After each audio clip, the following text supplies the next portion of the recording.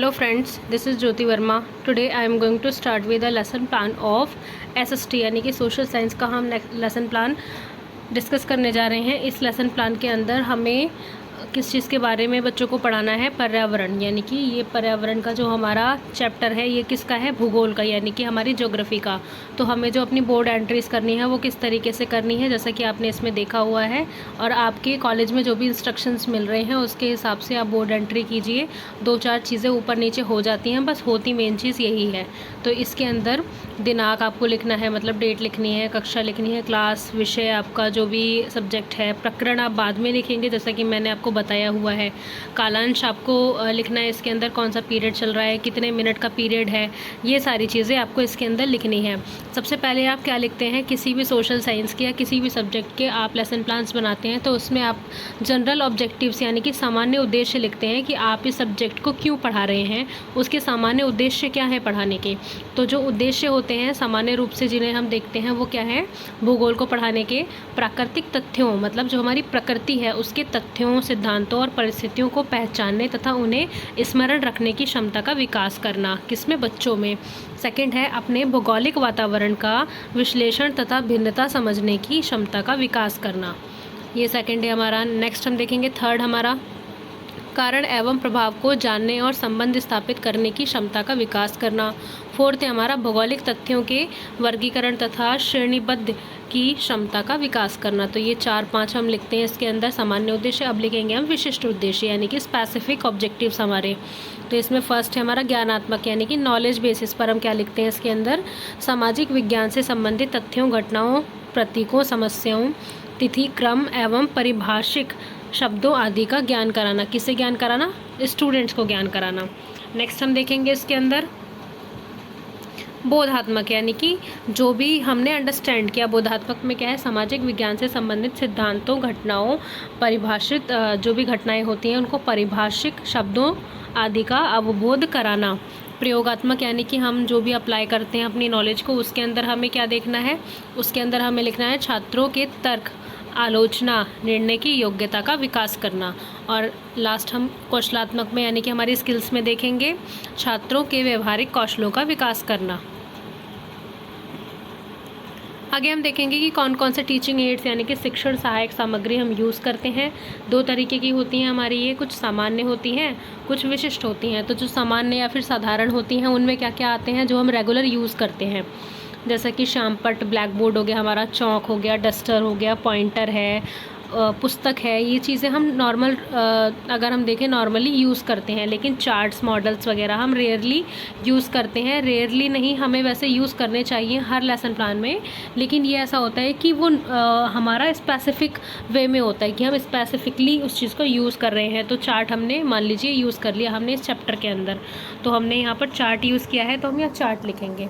Next हम देखेंगे इसके अंदर अब आगे का क्या स्टेप है हमारा, पूर्व ज्ञान, यानी कि बच्चों की हमें पूर्व ज्ञान यानी कि पूर्व ज्ञान को चेक करना है, उनकी प्रीवियस नॉलेज को चेक करना है। तो इसके अंदर क्या है, विद्यार्थी पर्यावरण के बारे में सामान्य जानकारी रखते हैं। विद्यार्थी क्या रखते हैं, पर्यावरण के बारे में पहले से ही कुछ जानकारियाँ उनके पास हैं। आगे हम लिखेंगे इसमें प्रस्तावना प्रश्न, यानी कि क्या क्या प्रश्न हम बच्चों को टॉपिक तक ले जाने के लिए पूछते हैं।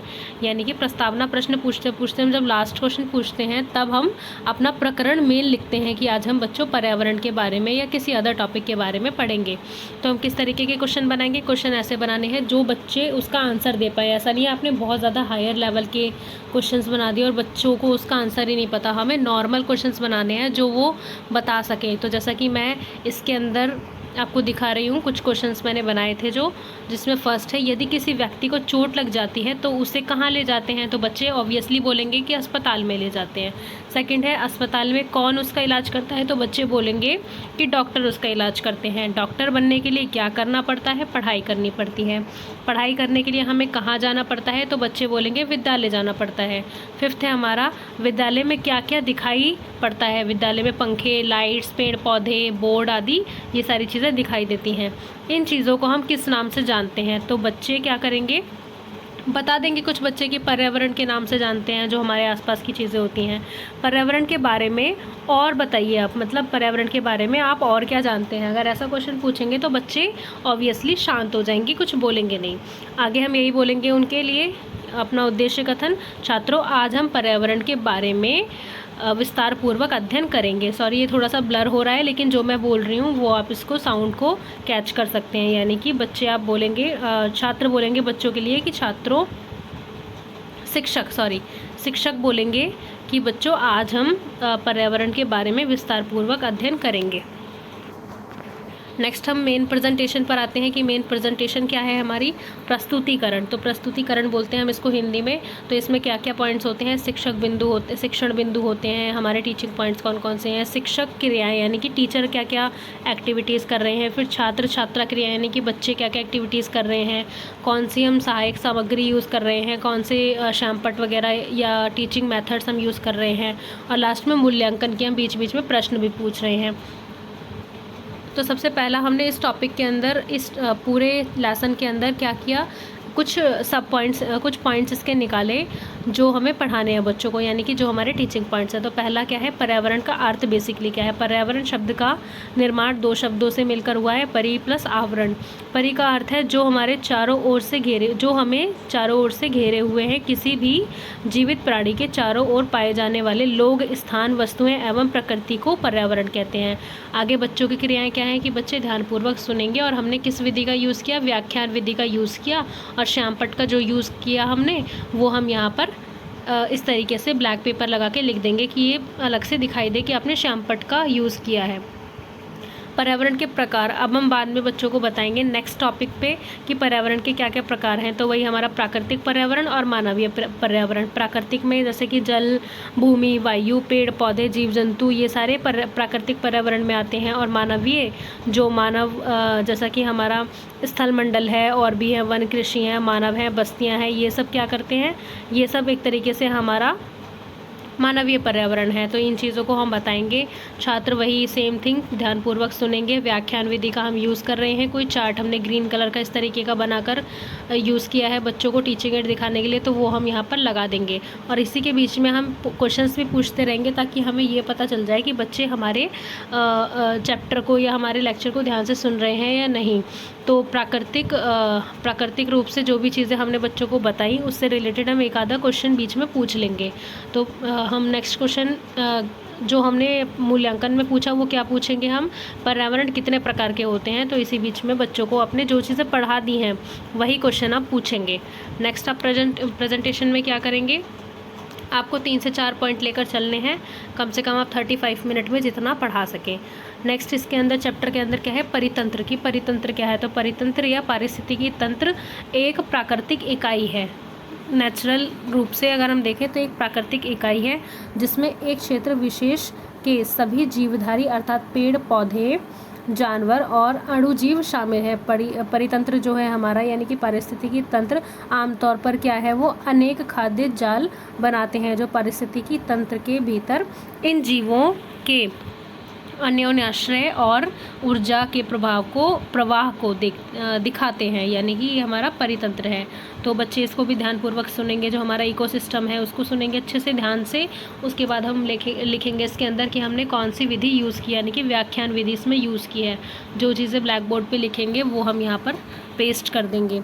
लास्ट पॉइंट है हमारा इसके अंदर मानवीय पर्यावरण क्या होता है। तो बच्चों को हमने जब मानवीय पर्यावरण के बारे में जो जो चीज़ें बताई हैं वो हम यहाँ पर लिखेंगे। बच्चे ध्यानपूर्वक सुन रहे हैं, हम ये भी लिखेंगे। अगर बच्चे नोट कर रहे हैं तो हम क्या लिखेंगे कि बच्चे जो छात्र हैं वो ध्यानपूर्वक सुनेंगे और अपनी उत्तर पुस्तिका में नोट करेंगे। तो ये चीज़ें हम लिखेंगे इसमें। व्याख्यान विधि का हमने इसमें यूज़ किया और बच्चों से बीच में ही क्वेश्चन पूछ लिया कि मानवीय पर्यावरण क्या है। तो ये बेसिकली हमारी इतनी प्रेजेंटेशन है। उसके बाद हम लास्ट में क्या करते हैं, हम बच्चों से कुछ पुनरावृत्ति यानी कि रिकैपिचुलेशन के क्वेश्चंस पूछते हैं। पुनरावृत्ति प्रश्न जिसे हम कहते हैं, जो हम पूरे चैप्टर को पढ़ाने के बाद बच्चों से पूछते हैं कि बच्चों को कितनी नॉलेज गेन हुई अब तक। तो प्रश्न पहला हम क्या पढ़ेंगे, क्या पूछेंगे बच्चों से, प्राकृतिक पर्यावरण से आप क्या समझते हैं। सेकंड हम इनसे पूछेंगे, आप अपने तरीके से भी क्वेश्चंस बना सकते हैं, इसमें ज़रूरी नहीं है कि आप बिल्कुल कॉपी करें, जलतंत्र क्या है। तो इससे अलग हट के भी आप कोई भी क्वेश्चन बना सकते हैं जो आपने पॉइंट्स पढ़ाए हों। गृह कार्य बच्चों को देंगे, पर्यावरण को बचाने के लिए 5 उपाय लिखकर लाइए। तो अगर आपने कुछ नहीं पढ़ाया है तो आप बच्चों से एक्सपेक्ट करेंगे कि बच्चे अपनी रियल लाइफ से उस चीज़ को क्या करें, कनेक्ट करके कुछ आपको लिख कर दिखाएँ, उनकी जो नॉलेज है उसको दिखाएँ। आगे आप क्या करेंगे, यहाँ पर थोड़ी सी जगह छोड़ेंगे लास्ट में, लेसन प्लान के लास्ट में, कि जो भी सुपरवाइज़र है वो आपको कुछ रिमार्क यहाँ पर दे सके, पर्यवेक्षण टिप्पणी जिसे हम हिंदी में कहते हैं। सो फ्रेंड्स, ये था हमारा आज का पूरा लेसन प्लान। आई होप आपको ये बहुत अच्छे से समझ में आया होगा और ये टॉपिक भी आपको, ये चैप्टर जो है आपका ज्योग्राफी का पर्यावरण, ये आपको बहुत अच्छे से क्लियर हुआ होगा। So friends, thank you so much for watching this video. Subscribe my channel, share this video with your friends also. Thank you so much friends. इसी तरीके की वीडियोज़ मैं इस चैनल पर आपके लिए अपलोड करती हूँ, तो आप चैनल को सब्सक्राइब करेंगे, बेल आइकन को प्रेस करेंगे तो आपको जल्दी से जल्दी वीडियो का नोटिफिकेशन मिल जाएगा। Thank you so much.